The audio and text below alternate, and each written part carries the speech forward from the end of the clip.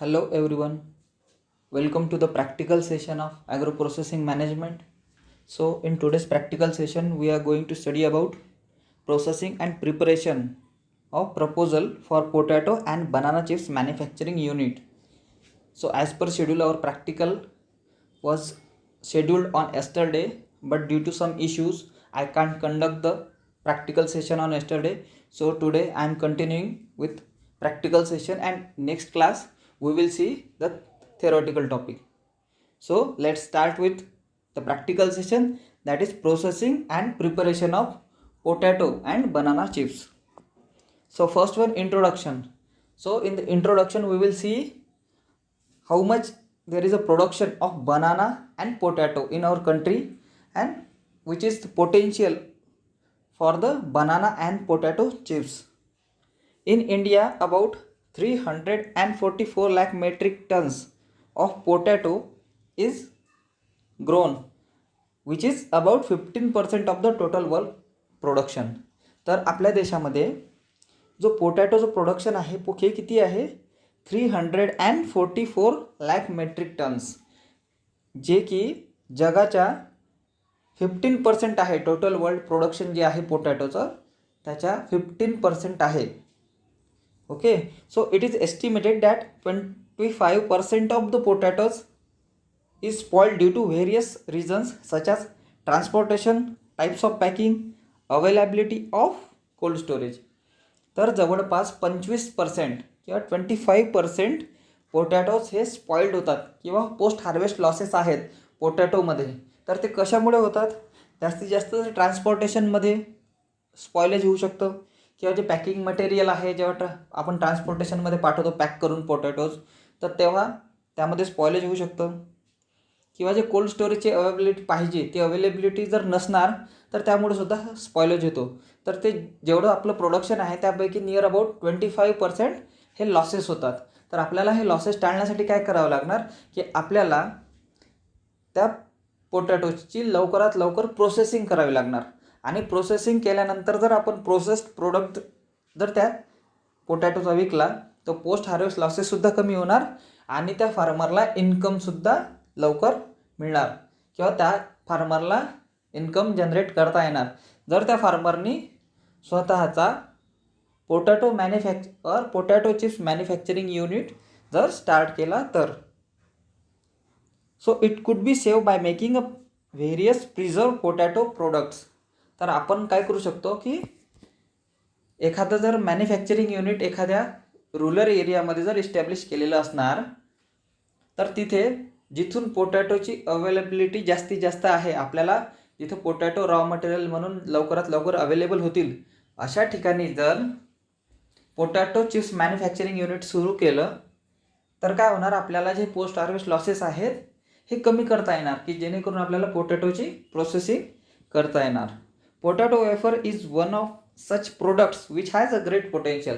तर जास्तीत जास्त आपण पोटॅटोचं जर बाय प्रोडक्ट पाहिला किंवा पोटॅटोपासून जर प्रोसेसिंग करून जर प्रोडक्ट पाहिला तर महत्त्वाचं आहे पोटॅटो वेपर्स. आपण नेहमी पाहतो की रुरल एरियामध्ये आणि अर्बन एरियामध्ये सुद्धा पोटॅटो वेफर्सला खूप जास्त डिमांड आहे.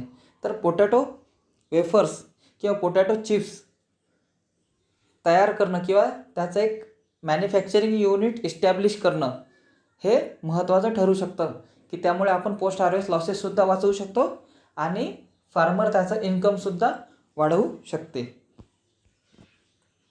Then the next one is banana. So banana is very popular fruit due to its low price and high nutritive value. तर बनाना जे आहे, बनानाचं जास्तीत जास्त हे फेमस आहे. कशामुळे आहे की हाय न्यूट्रिटिव्ह व्हॅल्यू आहे, because it contain vitamin A, B and C and its price is generally low.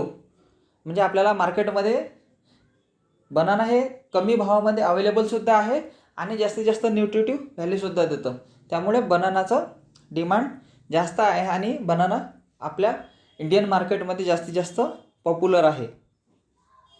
Banana content about 20% sugar and reasonable amount of vitamin A, B and C. So this is considered to be a rich source of energy producing food. म्हणजेच जास्तीत जास्त energy त्यापासून मिळते असं जर कोणतं fruit आहे तर ते आहे banana. So it is consumed in several forms and amongst many value added preparations banana chips is considered to be the most important item. म्हणजे आपण बनाना हे वेगवेगळ्या प्रकारे वेगवेगळ्या प्रोडक्टमध्ये कन्झ्युम करू शकतो, वेगवेगळ्या फॉर्ममध्ये कन्झ्युम करू शकतो. बट बनाना वेपर्स किंवा बनाना चिप्स जे आहेत हे सुद्धा एक पोटेन्शियल प्रोडक्ट आहे की ज्यापासून आपल्याला एनर्जीसुद्धा मिळणार आणि कमी भावामध्ये ते अवेलेबलसुद्धा राहतं. तर बनानामध्ये सुद्धा पोस्ट हार्वेस्ट लॉसेस आहेत. त्यामुळे बनाना मॅन्युफॅक्चरिंग युनिट जर फार्मरनी इस्टॅब्लिश केलं तर त्याला पोस्ट हार्वेस्ट लॉसेससुद्धा कमी करता येणार आणि इन्कमसुद्धा जनरेट करता येणार. So the banana production in 2019 was 320 lakh metric tonnes. तर 2019मध्ये जे आपल्या देशाचं बनाना प्रोडक्शन होतं हे किती होतं? 320 lakh metric tonnes. So the top potato producing countries in the world.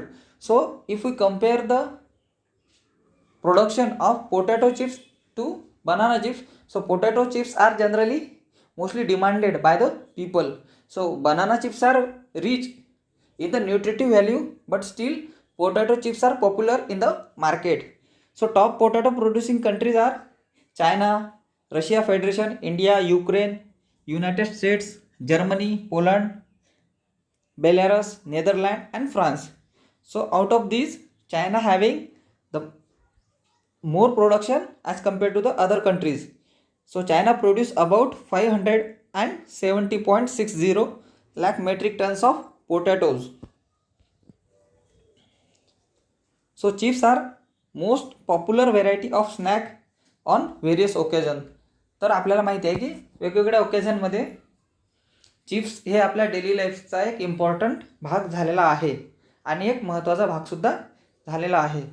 So beside being a salty, spicy or flavoured, consumer preference is always for fresh quality. तर जे चिप्स आहेत ते पोटॅटो चिप्स असणार किंवा बनाना चिप्स असणार. तर हे कसे असतात? स्पायसी असतात, साल्टी असतात किंवा फ्लेवर्ड असतात. पण कन्झ्युमर कशाला प्रिफरन्स देतो? की जे फ्रेश राहणार त्याच गोष्टीला जास्तीत जास्त कन्झ्युमर प्रिफरन्स देतो. So potato and banana chips are popular processed food items resulting in substantial value addition. So chips are crispy, salty, spicy and consumer prefer fresh quality. Okay. Then chips are most popular variety of snack and they are consume round the year by people of all the age groups and all income segments. तर chips ही अशी एक गोष्ट आहे की potato chips असणार किंवा banana chips असणार. तर आपण जर त्याची डेमोग्राफिक सेगमेंट पाहिलं तर लहानापासून तर मोठ्यापर्यंत सर्वच पॉप्युलेशन हे प्रेफर करतात पोटॅटो चिप्स और बनाना चिप्स. आणि जवळपास वर्षभर हे अवेलेबिलिटी राहतं मार्केटमध्ये. आपल्याला असं नसणार की या सीझनमध्ये पोटॅटो चिप्स अवेलेबल आहेत, त्या सीझनमध्ये नाही. आपल्याला वर्षभर अवेलेबल राहतात. पोटॅटो चिप्स असणार किंवा बनाना चिप्स असणार. So the status of potato processing industry in India. तर सध्याचं जर आपण स्टेटस पाहिलं तर कोणत्या कोणत्या टॉप ब्रँड्स आहेत. So PepsiCo India limited market share is 45%. Then the next one is Haldiram which acquiring about 27% of the market. Then ITC and other including Parle. So these are the different brands or the companies which having the more market share in the potato processing industry.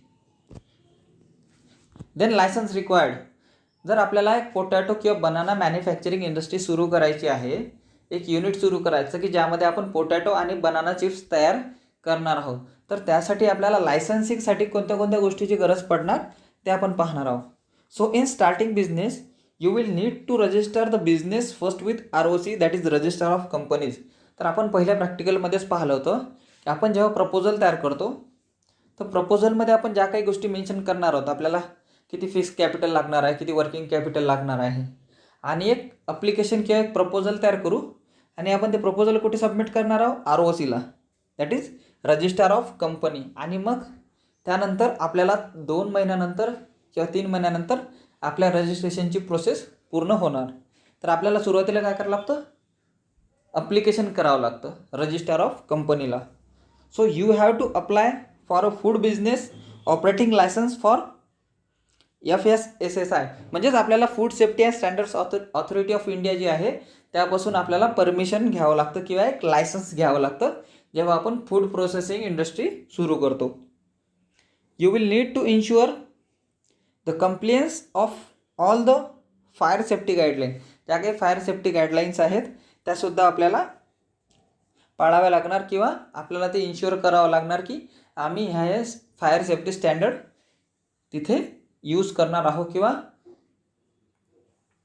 आम्ही त्या गोष्टीचं पालन करणार आहोत. तर ह्या सर्व गोष्टी आपल्याला लायसन्सिंगमध्ये घ्याव्या लागणार. You may also register your unit as SSI from local DIC offices. तर जे काही स्मॉल स्केल इंडस्ट्रीजचे जे नियम आहेत तर त्या स्मॉल स्केल इंडस्ट्रीजच्या नियमानुसार आपल्याला जे डिस्ट्रिक्ट लेवलवर ऑफिस राहणार तर तिथून आपल्याला त्याची परमिशन घ्यावी लागणार किंवा आपल्याला तो बिझनेस तिथे रजिस्टर करावा लागणार. So you also need to have a clearance from pollution control board. तर आपल्याला हे युनिट सुरू करताना पोल्युशन कंट्रोल बोर्डची सुद्धा परमिशन लागणार किंवा NOC लागणार की आम्हाला इथे पोटॅटो आणि बनाना चिप्सचं मॅन्युफॅक्चरिंग युनिट सुरू करायचं आहे. तर त्यासाठी तुम्हाला परमिशन घ्यावी लागणार कुठून, पोल्युशन कंट्रोल बोर्डपासून. Then the next important topic is processing of potato. So how the potato chips are produced or how the potatoes are processed. The potatoes selected for wafers should be large and oval shaped. म्हणजे जे काही potatoes आपण potato chips तयार करण्यासाठी घेतलेले आहेत तर ते कसे असले पाहिजे, साईजनी मोठे असले पाहिजेत, लार्ज असले पाहिजे आणि ओव्हल शेप असले पाहिजेत. They are washed thoroughly in water and peeled.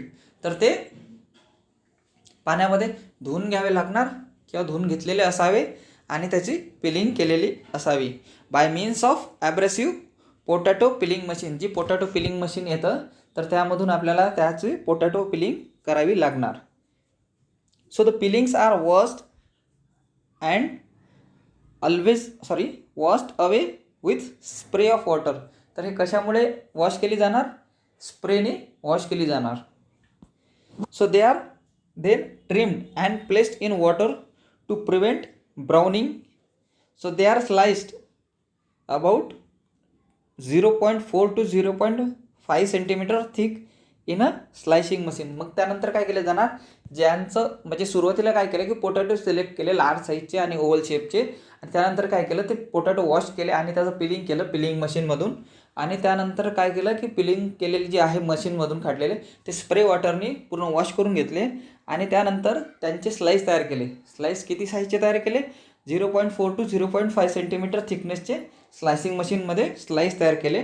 The slices are then again placed in cold water whenever there is a considerable delay in subsequent operation of blanching. म्हणजे जर आपण ब्लँचिंग जी next procedure आहे ती करायला जर वेळ असणार तर त्यासाठी काय केलं जाणार आधी की ते थंड पाण्यामध्ये पुन्हा ठेवले जाणार जे स्लायसेस केलेले आहेत ते. Then the next step is then slices are kept in water containing 0.05% potassium metasulphate to avoid oxidation. म्हणजे पोटॅटोचं ऑक्सिडेशन अवॉइड करण्यासाठी ते कशामध्ये कोणत्या सोल्युशनमध्ये ठेवलं जाणार, 0.05% पोटॅशियम मेटासल्फेटमध्ये ठेवलं जाणार. They slices are blanched for 3 to 5 minutes in a boiling water and spread on trays at the rate of 4.88 kg to 7.3 kg per square metre. तर त्यानंतर काय केलं जाणार, ब्लांचिंग केलं जाणार.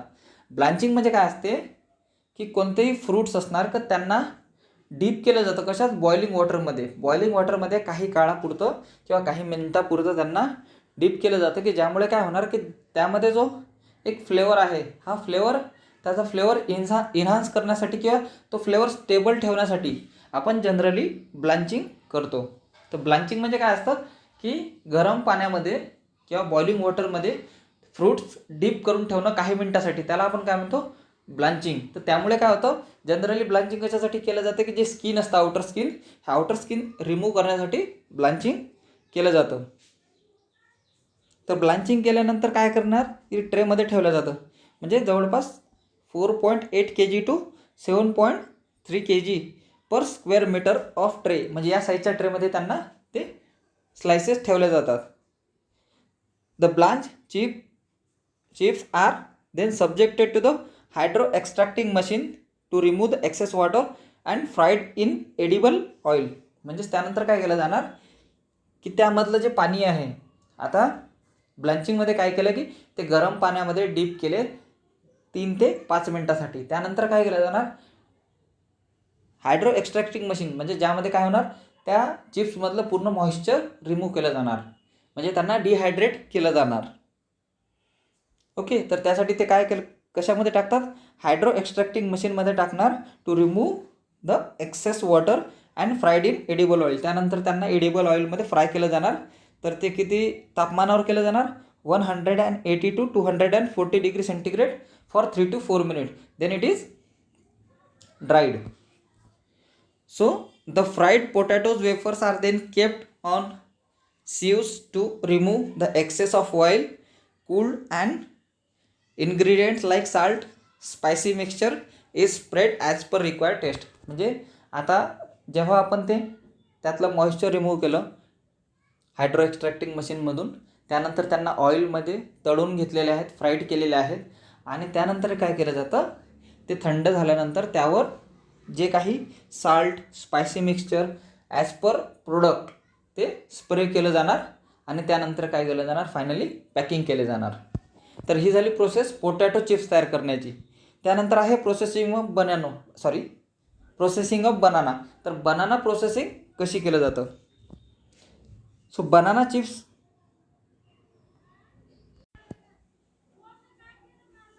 R processed as per the following procedure. So the raw banana is first washed thoroughly to remove any othering dirt or sand. तर सुरुवातीला काय केलं जातं, बनाना हे वॉश केले जातात. कशासाठी वॉश केले जातात, जे काही डर्ट किंवा सँड त्या बनानाला लागलेली आहे तर ते रिमूव्ह करण्यासाठी सुरुवातीला काय केलं जातात, बनाना वॉश केले जातात. Then the skin is peeled manually and the fruit is sliced with slice thickness ranging about 1.8 mm to 2.5 mm. म्हणजेच त्यानंतर त्याचे स्लाइस केले जातात, ज्यांची थिकनेस किती राहणार, 1.8 mm to 2.5 mm. Okay. Then the banana thus prepared and then dipped in the brine water to avoid oxidation. म्हणजे इथे ऑक्सिडेशन अवॉइड करण्यासाठी बनाना स्लाइस कशामध्ये डिप केले जातात, तर ब्राईन सोल्युशनमध्ये किंवा ब्राईन वॉटरमध्ये डिप केले जातात. Then sometimes turmeric powder is also used for coloring of banana chips to improve color. म्हणजे जनरली कधी कधी काय केलं जातं की टर्मरिक सुद्धा यूज केली जातं. कशासाठी यूज केली जातं, की जे कलर आहे हा कलर इम्प्रूव्ह झाला पाहिजे, त्यासाठी काय केलं जातं, टर्मरिक पावडर यूज केलं जातं. The banana chips are fried in vegetable oil and cook down to the room temperature. तर बनाना चिप्स करण्याची जी पद्धत आहे ही खूप इझी आहे as compared to the potato chips. The banana chips are fried in vegetable oil. जे vegetable oil असतं त्यामध्ये बनाना चिप्स फ्राईड केले जातात आणि त्यानंतर कूल्ड केले जातात रूम टेम्परेचरवर. ओके. तर ही आहे प्रोसिजर बनाना चिप्स तयार करण्याची. So manufacturing process. तर जनरली आपण जर या दोन्ही प्रोसेस जर कंबाईन केल्या, बनाना चिप्स आणि पोटॅटो चिप्स, तर आपण जर एक फ्लो डायग्राम पाहिला की प्रोसेसमध्ये काय काय केलं जातं. तर सुरुवातीला आपण पाहूया की washing, sorting and peeling of potatoes and bananas पहिल्या स्टेपमध्ये.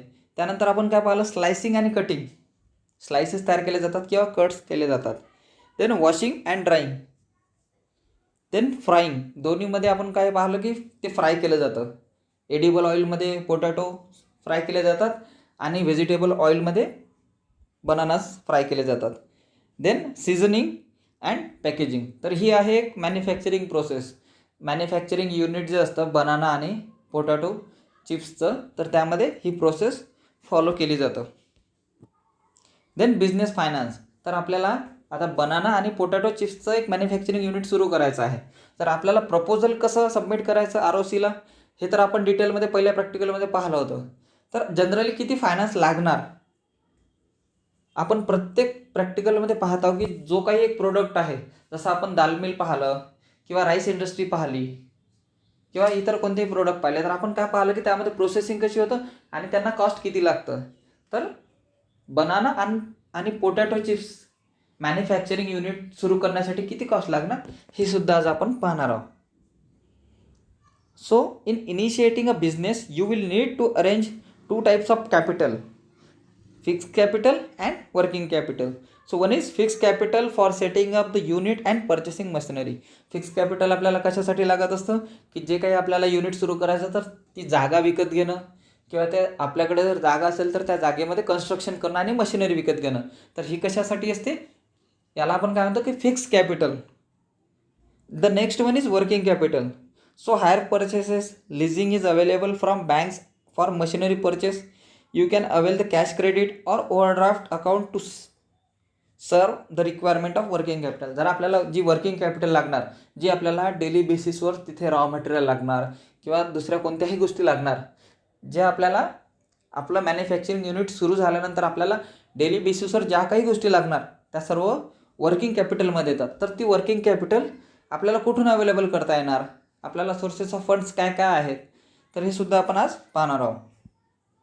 सो प्रोडक्शन कॅपॅसिटी, जर आपल्याला एक मॅन्युफॅक्चरिंग युनिट सुरू करायचं आहे की ज्यामध्ये पोटॅटो चिप्सची प्रोडक्शन क्वांटिटी आहे ही 20 टन्स आणि बनाना चिप्स 20 टन्स. तर आपल्याला एक युनिट सुरू करायचं की ज्यामध्ये बनाना चिप्स किती 20 टनपर्यंत आणि पोटॅटो चिप्ससुद्धा 20 टनपर्यंत जर प्रोसेस करायचे आहे, तर त्यासाठी आपल्याला कॉस्ट किती लागणार हे आपण आज पाहणार आहोत. तर आपण जर पाहिलं, जर एखादी इंडस्ट्री आहे की ज्याने 20 टन पोटॅटो चिप्स आणि 20 टन जर बनाना चिप्स जर प्रोड्यूस केले तर त्याला किती कॉस्ट लागणार.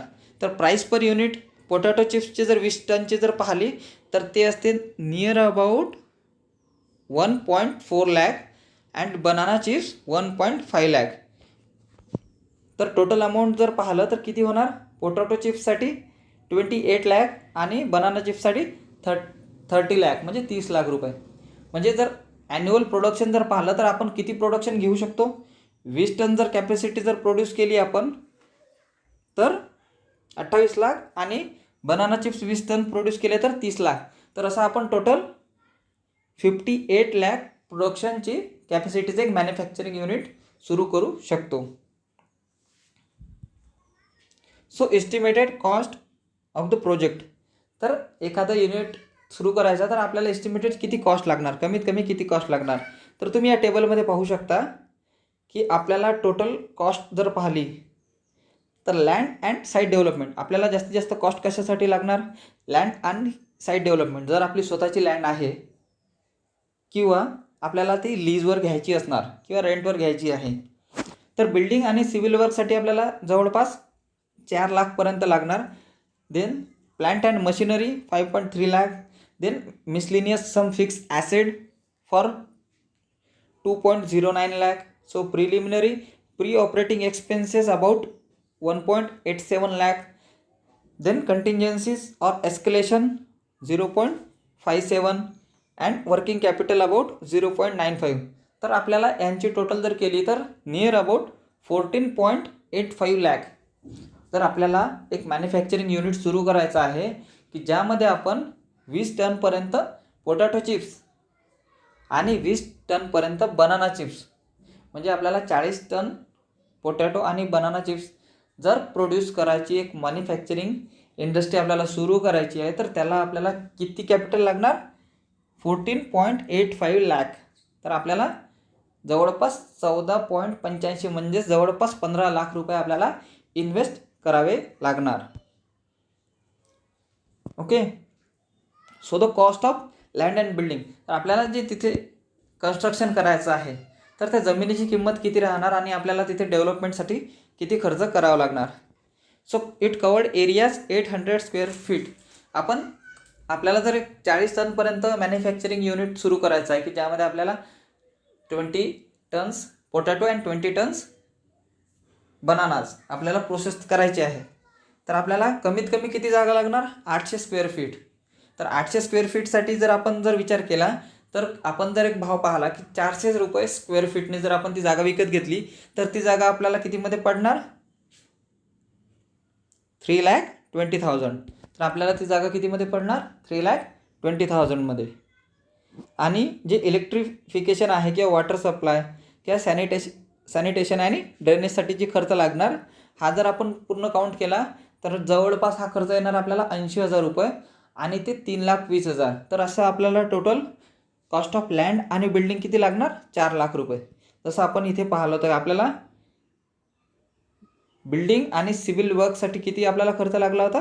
4,00,000 रुपये. तर हा 4,00,000 रुपये कसा लागणार? तर लँड विकत घेण्यासाठी प्लस जे काही अदर इलेक्ट्रिफिकेशन वॉटर सप्लाय आणि सॅनिटेशनसाठी जो काही खर्च लागतो असं आपल्याला किती लागणार? 4,00,000 रुपये खर्च लागणार, जो इनिशियल इन्व्हेस्टमेंट आहे आपल्याला बिल्डिंग कन्स्ट्रक्शनसाठी. देन बिझनेस मशिनरीज, तर वेगवेगळ्या मशिनरीज लागणार. तर त्या वेगवेगळ्या मशिनरीजसाठी आपल्याला किती खर्च करावा लागणार?